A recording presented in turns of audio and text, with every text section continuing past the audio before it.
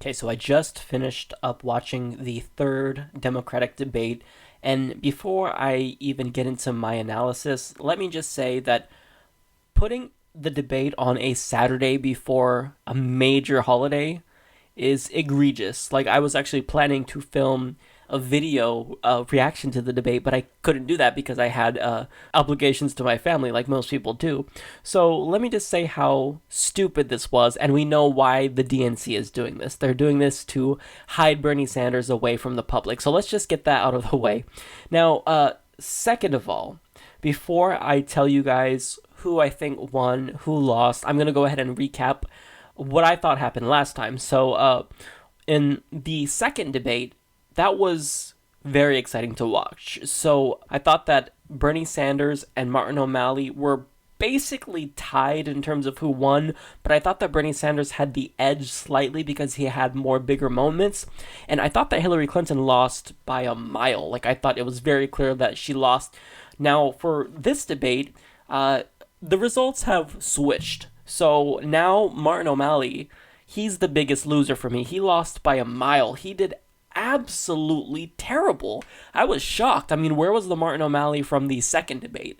Because this was absolutely just atrocious, and he looked and sounded like a Republican on many occasions. Now, in terms of who won, I think that Bernie Sanders won again. Now, I think that Bernie Sanders won by a mile this time. I mean, there's no dispute. Hillary Clinton, she did not do as bad as she did last time, but she's nowhere near Bernie Sanders in terms of winning. So it's Bernie Sanders. He definitely performed the best. That's very clear.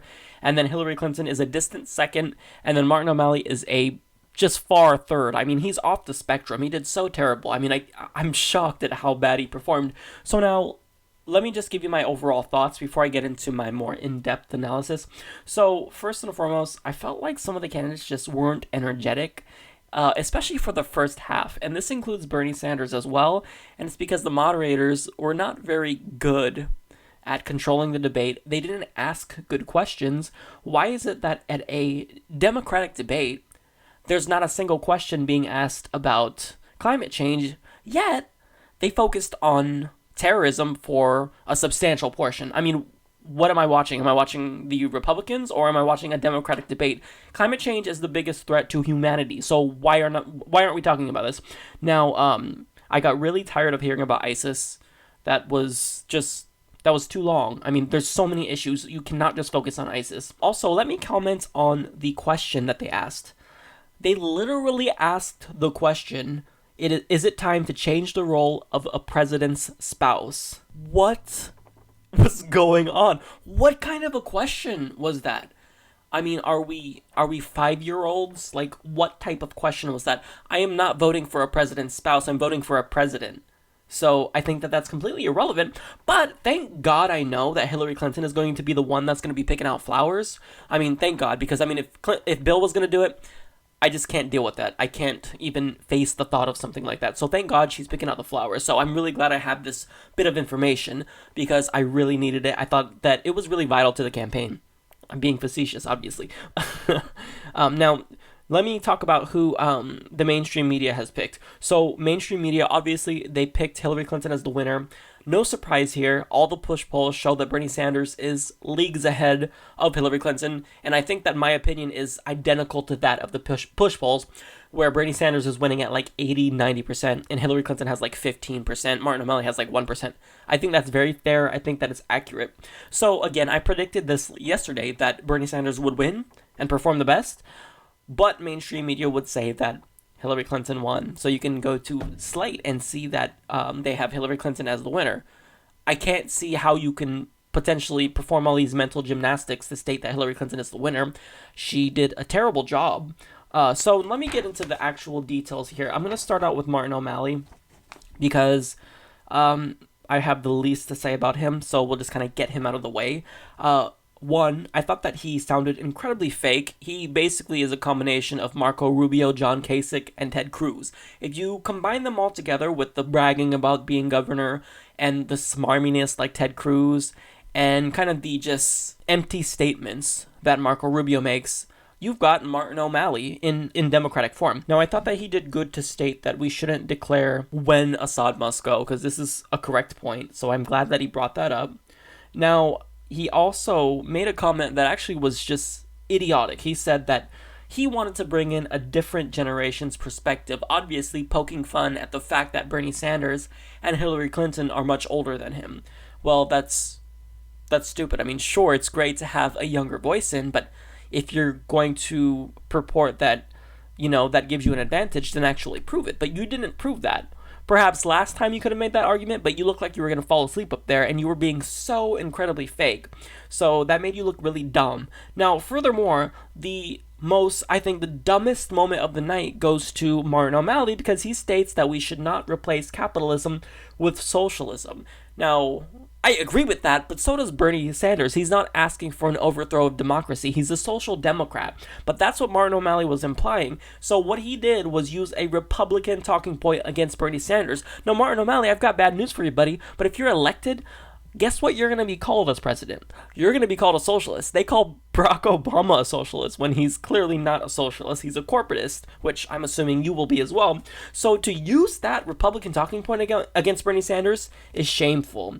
Now, I thought that it was good, however, when he told Clinton that she told banks that they weren't responsible for the financial collapse. I thought that was good because you're using facts to point out the flaws in the other candidates. You're not just resorting to platitudes that are empty and actually don't mean anything. He also proved how fake he was when he made the comment that his family had to borrow so much money to send their daughters to college.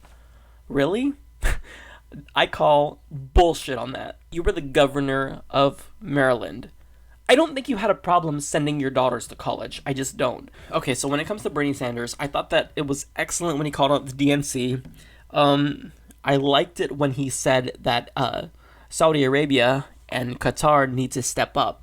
I thought that was a good idea, but when asked how he would make that happen, I don't think that Bernie Sanders went into detail far enough.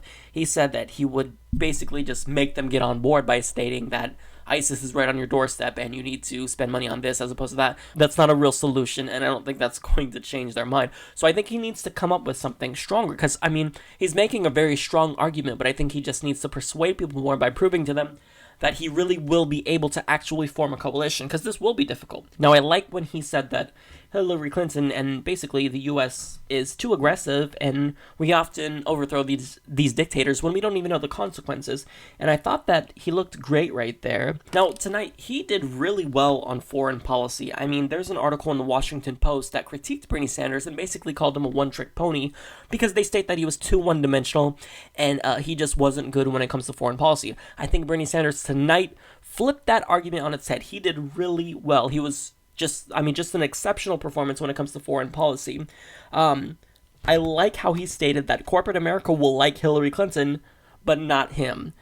Damn, that was a very strong and truthful attack, and he pointed out the fact, correctly so, that she is taking millions of dollars from Wall Street. I mean, that's strong. That says everything you need to. Hillary Clinton couldn't rebut it, because how are you going to respond to that? Now, also, he stated that he kind of led a fight against Bill Clinton, and when he looked at Hillary Clinton and stated, maybe you know him, oh my god, that was so good. Now, also, I liked how he linked healthcare to campaign finance reform, because he pointed out how, indirectly so, that Hillary Clinton is guilty of not wanting universal healthcare because she was bought off by the medical insurance industry. If you watch the movie Sicko with Michael Moore, he actually shows how Hillary Clinton evolved on the stance, how she used to be in favor of universal healthcare, but then she was bought out and given so much money from the health insurance industry. Well, now she's in their pockets, and she's not in favor of it. So I think it was right for him to make that point.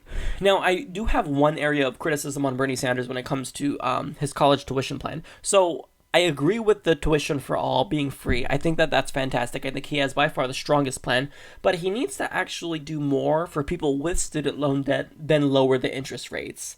It's just not enough. I mean, you have to come up with a better plan. I mean, even if you lower interest rates and you cap it at, let's say, just 5 or 10% of someone's income, that doesn't change the fact that you are burdened with upwards of $40,000, $50,000, $60,000 worth of debt. So it's not going to erase that debt.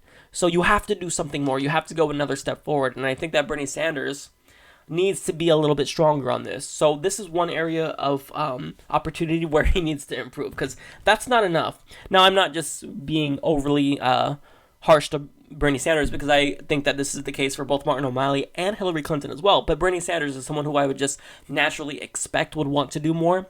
So he needs to improve in this regard, in my opinion. Now, I also thought that Bernie Sanders thwarted Hillary Clinton's attack against universal healthcare really well. She's done this before. She did it just a couple weeks ago. I covered it, where she stated that it's going to raise Americans' taxes, and, it's going to cost $18 to $20 trillion. But it's so disingenuous, because she's not telling you that our current system costs upwards of $30 trillion already. So if you end that system, then you're going to be saving money with single-payer healthcare system. You don't need to pay for a single-payer and a private system as well. So you're not going to be paying $33 trillion plus $20 trillion. That's not the way that it works. You'll be saving money in the long run. So that's so just misleading for her to bring that up, and I'm glad that he mentioned that. Now, I thought that his performance this time was the best. Now, what I've noticed about Bernie Sanders is that as he's learning the debate styles of both Martin O'Malley and Hillary Clinton, he's really improving over time, and I really like that. Now, furthermore, he was really, really strong on institutional racism. I mean, that was fantastic. He did more than any of the other candidates when addressing the issues specifically tailored to the African American community and the Black Lives Matter movement. I thought that he addressed their concerns really well, and I thought that he came out looking really great. Now, also, I like that he linked universal healthcare also to drug problems, because all of these problems are interconnected. So I like that he's drawing these parallels here. Now, when it comes to Hillary Clinton, I thought that it was really funny, I guess you can say, how she stated that America isn't interested in the, quote, Bernie Sanders scandal. And she was basically trying to emulate the momentum that Bernie Sanders had built up after he defended her against her email scandal. Sorry, Hillary, but you're not going to get credit for that, because you didn't come out and defend him when he needed it, which was yesterday. What you did was you actually condemned Bernie Sanders, but the next day, one day later, you stated that, well, America doesn't care about these issues. Well, you cared about it yesterday, so why all of a sudden you're just trying to capitalize on the success of Bernie Sanders?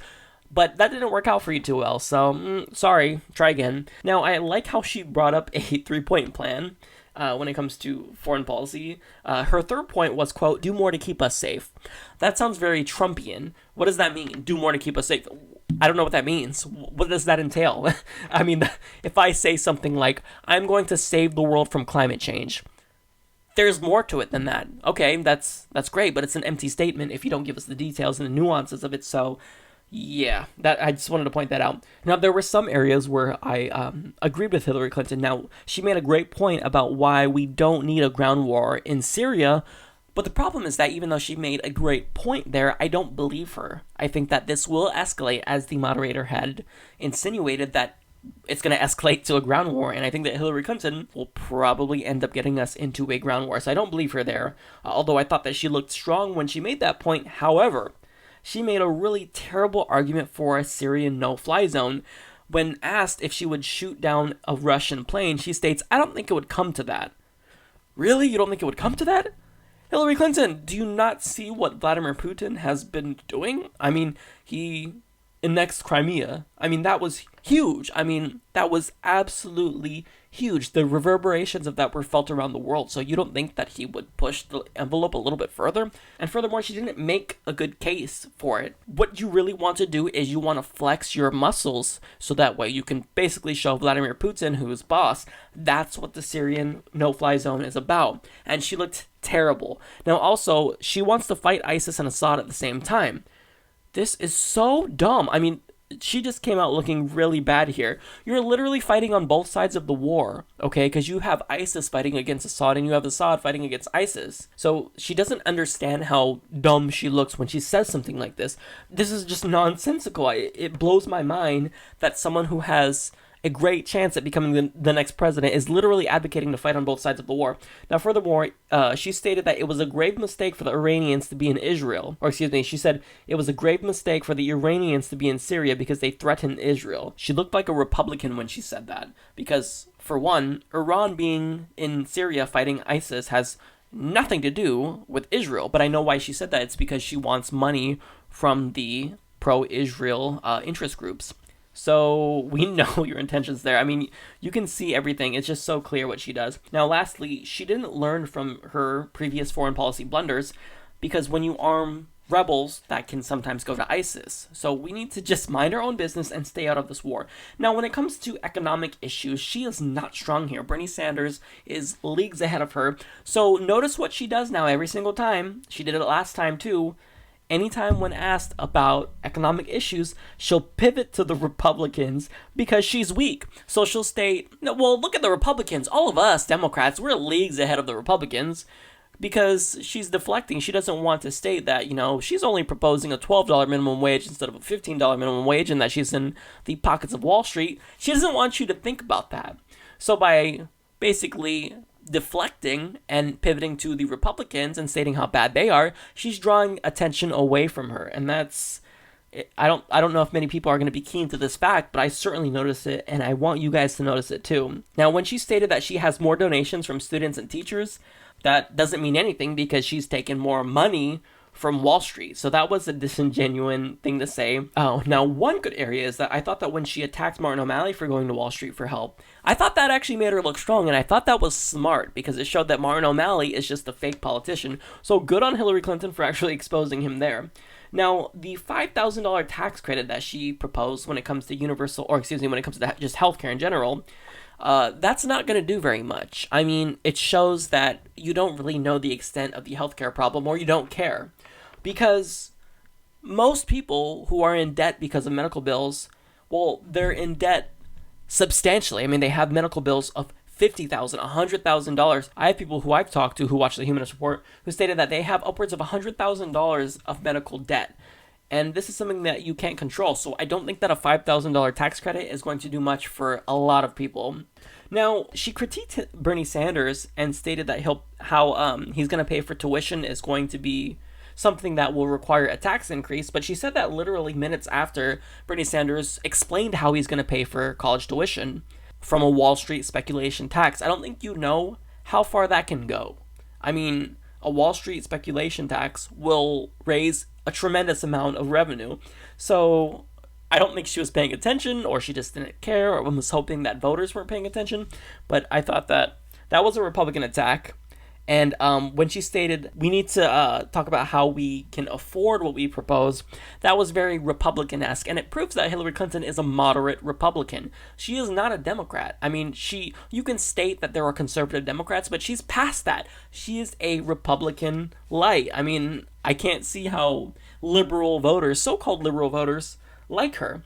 Now, the last thing that I'll say about Hillary Clinton is that when she said, "May the force be with you," I thought that was great. I actually really liked that a lot. That was good on her. I wish Bernie Sanders would have thought of that. Because that was great. It made her look more human. And yeah, I liked when she said that. Go Star Wars. But anyways, that's my thoughts on the debate. Comment down below and tell me what you think. If you agree, if you disagree. I will see you guys next time.